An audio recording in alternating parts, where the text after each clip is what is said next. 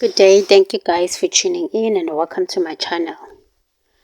Nosiviwe Mapisa-Nqakula, she has been accused of soliciting bribes in return for awarding contracts where she served as a defense minister.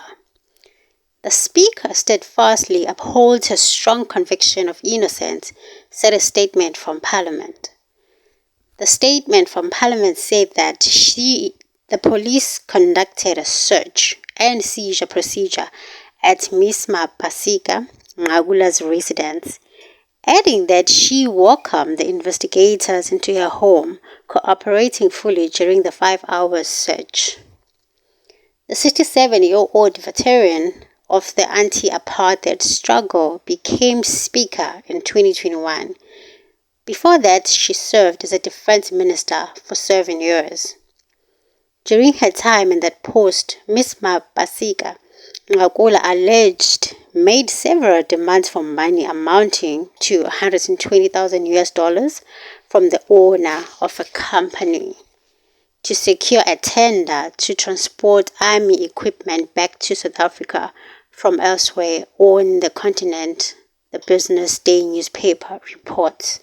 And there's a video that I saw the General Minister and Nhlanhla Mkhwanazi reporting that the soldiers that she said, there were like 300 something soldiers that were sent to South Africa. The number is incorrect. I'll see if I can find it and I can attach it to this. But see the video where today she actually appeared in court. She went herself and to the police station. So check it out, guys, and if you like my videos, please like, share, comment and subscribe. If you're on YouTube and if you're on TikTok, follow my pages, and also on Instagram and Facebook. Which I must say on record, one of the things that I requested the minister to cease from doing, because the day before coming here, she was on television and telling South Africans that over 800 SNDF members were already deployed. And I warned the minister, you do not go public and tell lie and say these numbers are deployed, because they are not here. Did you say that in those words? Exactly, in that closed meeting. That's only one thing I can say. Please say it again on record. No, I said, Minister, you can't go to in front of television and communicate things that are not happening on the ground.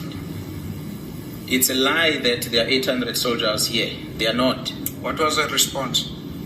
Well, she didn't respond. She kept quiet. This was a telephone discussion between you and the minister. That was a verbal communication, that closed meeting that she said. I started telling them about things that had nothing to do with an operation, which was accusing me on when she appeared here. I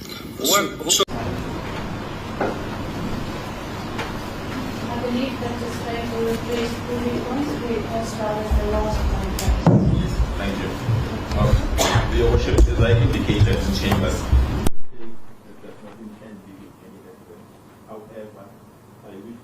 following remarks regarding specific paragraphs of the affidavit.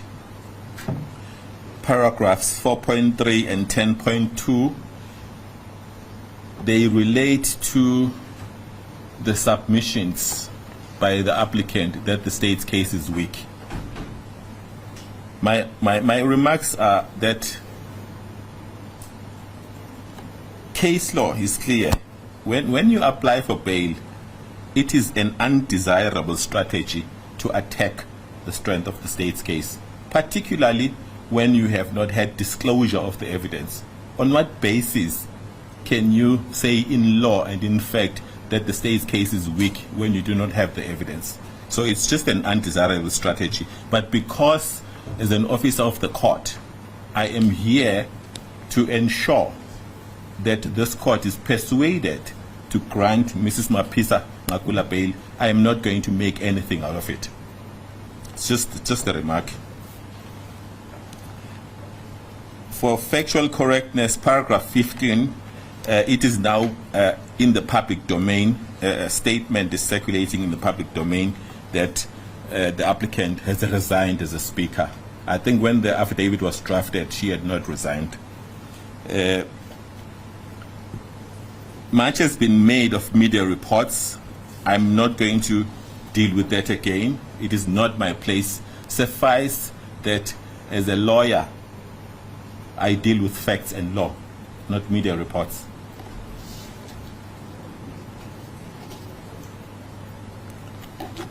That is all at the stage. I then move on to give reasons why the prosecution is not opposing bail.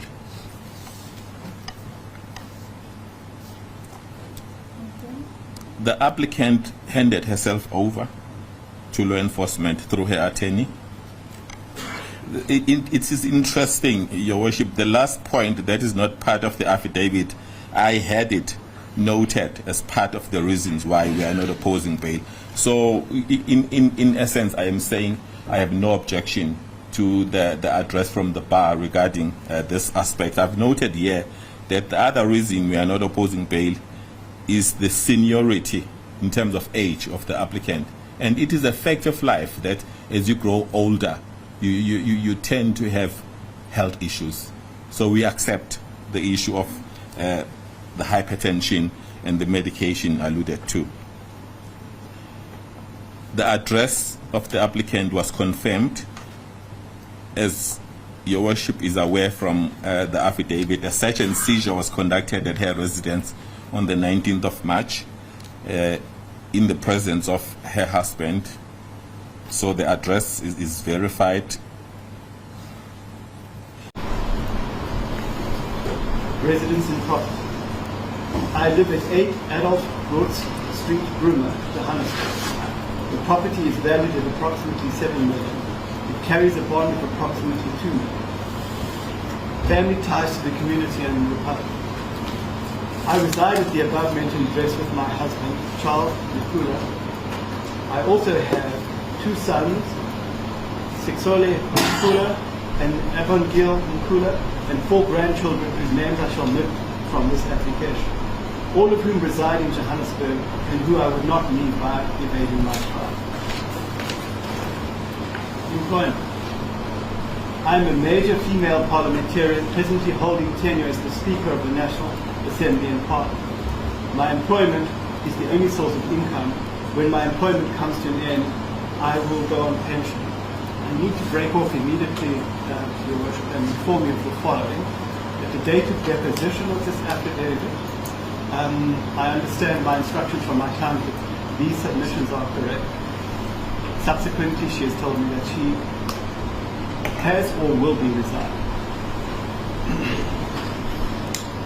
Further assets and liabilities. I will receive a state pension, which I cannot afford to lose, and would lose if I evade my trial. I am not a flight risk, as simply I have too much to lose.